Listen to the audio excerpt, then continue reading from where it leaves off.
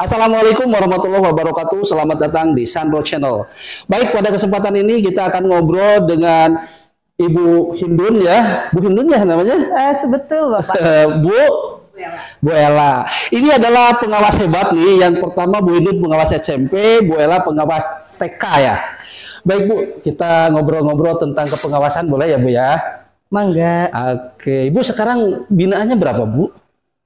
Untuk tahun ini tuh 24 sekolah Pak. Wow, 24 sekolah.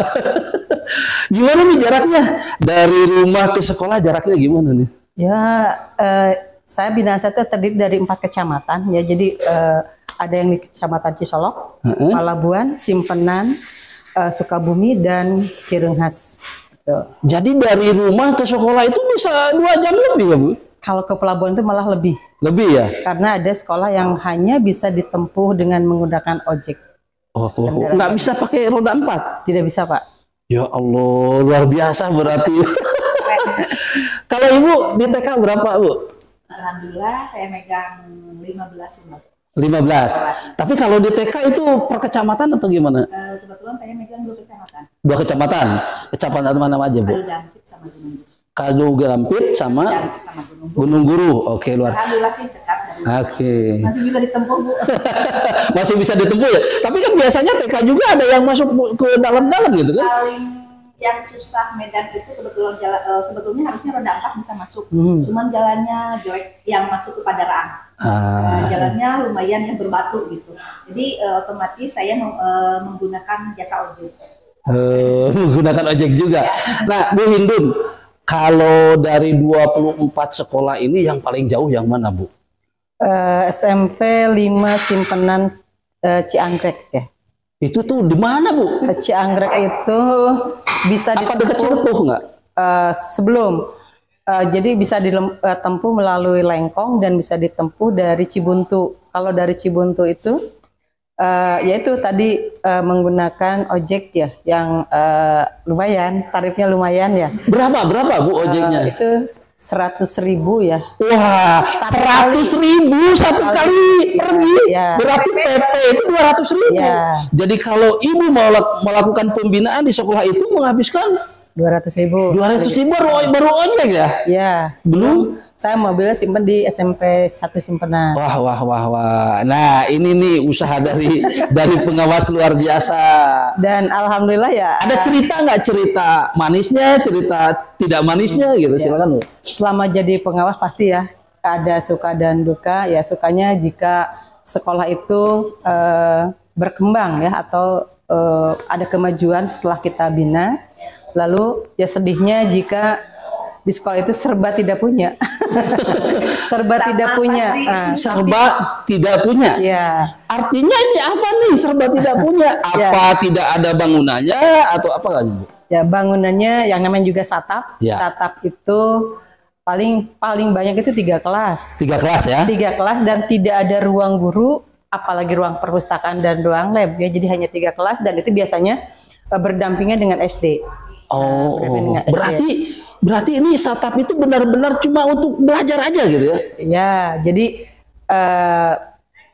ada karena muridnya sedikit, nah sekolah kadang-kadang mengusahakan disekat. Jadi 1 kelas bisa jadi 2 kelas sehingga nanti yang 1 kelas lagi dipakai ruang guru. Kalau gitu sebentar Bu. Kalau untuk gurunya nih, guru PNS atau guru honor nih kebanyakannya? Nah itu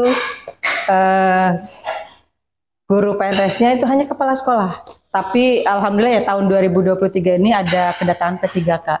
Dan ini juga dilema.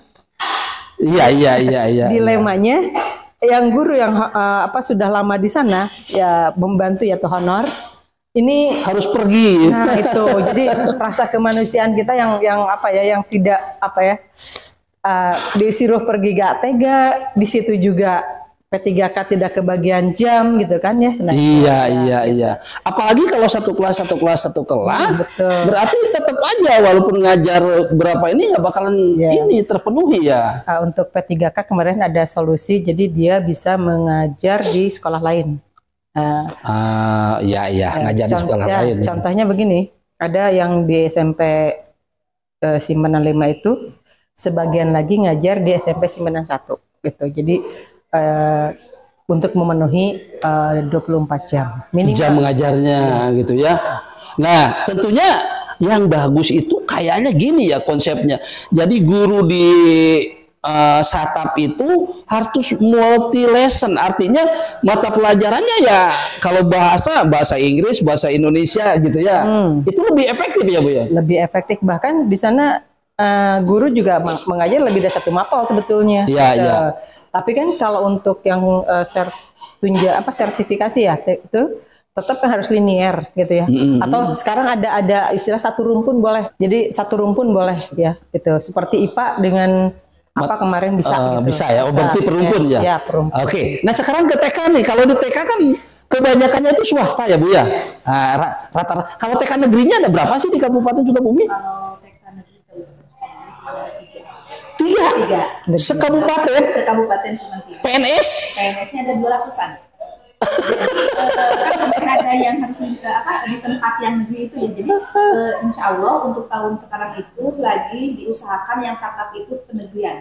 Ya, tapi di sini kendalanya yaitu karena ini udah lama di bawah salah satu yayasan. Betul. Ada kendala gitu di situ. Walaupun kami yang Satap ini tidak ada konflik atau gimana gitu ya, tetap mungkin yang yayasan ini ingin mempertahankan. Ya, tidak mau dilepas ya. Nah, seperti itu gitu. Jadi kendalanya itu salah satunya. Lalu ada informasi nih katanya guru-guru TK itu minim sekali honornya, ya nggak? Betul Pak. Jadi yang 1 juta itu ya. Apa? Ulangi lagi. Sabar. 1 juta. 1 juta. Oh, 1 juta ya. Tapi 1 juta itu singkatan. Sabar. Tawakal. Sabar. Jujur. Tawakal. Bukan uang 1 juta ya? Jadi alhamdulillah sih walaupun dengan gaji yang tidak seberapa. Karena keikhlasan mungkin yang diininya pertamanya kan kita kalau apapun itu harus betul ikhlas ibadah ya. Insya Allah keberkahan akan mengikuti gitu. Jadi pertama mungkin rasa tanggung jawab, keduanya karena senang untuk bermain dengan anak ya. Gitu ya. Alhamdulillah sih dengan itu pun gitu kami diikuti dengan keberkahan alhamdulillah walaupun dengan gaji yang 1 juta tadi gitu Pak. Aduh. Ini katanya di bawah 500 bener nggak Bu? Padahal ngajarnya tiap hari. Iya, jujur aja saya dulu tuh pertama ngehonor gitu ya Pak. Tahun berapa ya? 93, 50.000 Pak. 50.000. Sekarang katanya ada yang 300, ada yang 400, yang paling gede 500 katanya. Ada sih yang 700, malah ada yang 700 ada. Jadi seperti yang kemarin saya pegang TK di Cisaat, alhamdulillah sih yayasannya memperhatikan gitu. Ada yang udah mencapai 1 juta lebih. Gimana besar kecilnya yayasan itu sendiri. Tergantung pada yayasan gitu. Tergantung pada yayasan dan jumlah anaknya. Oke. Karena kan di TK tidak ada. Bos. Nah, ada sedikit, cuman maksudnya. Namanya apa Bu? Bukan bos ya? Dulu kan BOP. BOP. Kalau sekarang? Sekarang sama. Dari tingkat TK sampai PAUD sampai SMP SMA bos. Bos sama ya? Sama. Oh sekarang ada bos. Berarti berapa sekarang bosnya? Per anak tuh 600.000. 600.000 kalau satu sekolah ada 50, jarang ya 50 anak ada yang sampai 100. Saya yang di Gunung Guru ada 80, di Cisaat ada yang 100-an. Oh ada yang 100 yang paling gede ya? Yang paling gede. Oke. Padahal ngurus anak itu lebih sulit ya? Alhamdulillah. Padahal untuk tingkat PAUD atau TK ini gitu ya, usia dini ini sebetulnya fondasi ya.